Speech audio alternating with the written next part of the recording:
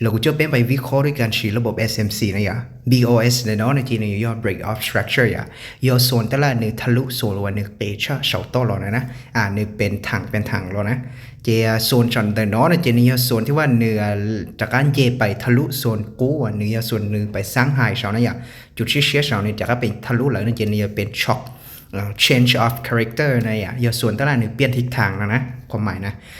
เจกูยอวิเคราะห์เราส่วนน้อยส่วนเก่าชี้นาทีกับเก่าชี้นาทีเจไปเอาไป confirm แต่เอาได้เรา time frame อีนาทีนะอย่าไปวิเคราะห์เรา time frame เปล่าสมองนะเจไปรอวิเคราะห์เราส่วนเก่าชี้นาที time frame เก่าชี้นาทีเทียอีนาทีนะ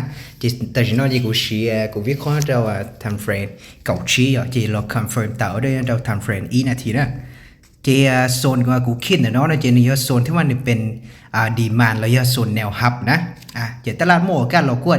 แล้วสิกูตะกันเราซูมใช้จุดเกยเขาเนาะเจนี่กูโม่อีโซนเป็นออเดอร์บล็อกนะเจกูโยแต่ออเดอร์เราโซนนึงเป็นออเดอร์บล็อกเนาะเจกูมาลีรออธิบายเราไปต่อก็ให้เตียว่าจะกูเราแต่เราโซนเนาะอันนี้ตัวโม่เป็นโซนชาวต้นเนาะ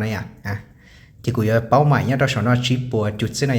แต่ทำเฟรนเนาะเจวิเคราะห์ดีเนาะสิโอเคไปเราใช้เนี่ยในกุญเจไปตามเลยวิเคราะห์เลยที่ไหนโอ้แต่ละกูดิกหลอดกันหลอดให้มาจากกันเจไปนะเจกูรออธิบายส่วนเราไปนะเป็นเราใช้เราโซนสองเนาะสองเนาะจุดวันหนึ่งมั่วราคาดันเราพอเนาะจุดหกเก้าเนาะเจยอดโซนโลนะเกยชับหลักเจในจากการดันราคาเจไปผู้สาวนะเจโซนเนาะ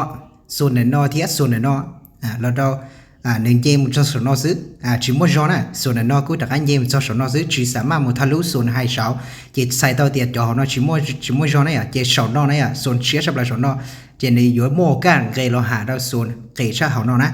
เป็นกูดูคิดเป็นออเดอร์บล็อกเนี่ยเนาะส่วนนอยส่วนโนมราคาดันขึ้นไปสร้างไฮปุ๊ชนะเจแน่นอนส่วนสอนอแต่การรอเจจูเกยรอทะลุ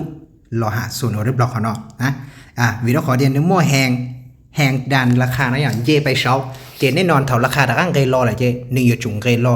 ทะลุจอโซนเนี่ยนอนวิดีโอขอเดียนจอนในชีแข็งแห้งเนี่ยในชีแข็งแห้งหนึ่งชีสามารถย้อนดันราคาเจไปหาโซนไฮเชียชับเลยเช้าเตานะเจไปเราใช้ดอกเป๊ะโซนเนี่ยนอนเป๊ะจุดโลเนี่ยเป๊ะจุดโลเนาะชีสามารถดันราคาขึ้นไปเชียเตานะเจแน่นอนแน่นอนส่วนนอที่ยอส่วนที่ว่าราคาโมกันไกเราทะลุเราหาส่วนนอเต้าเจกูที่เราเต่าเรื่องเราส่วนน้อยเจนกูขึ้นไปตามแผนวิเคราะห์อะไรที่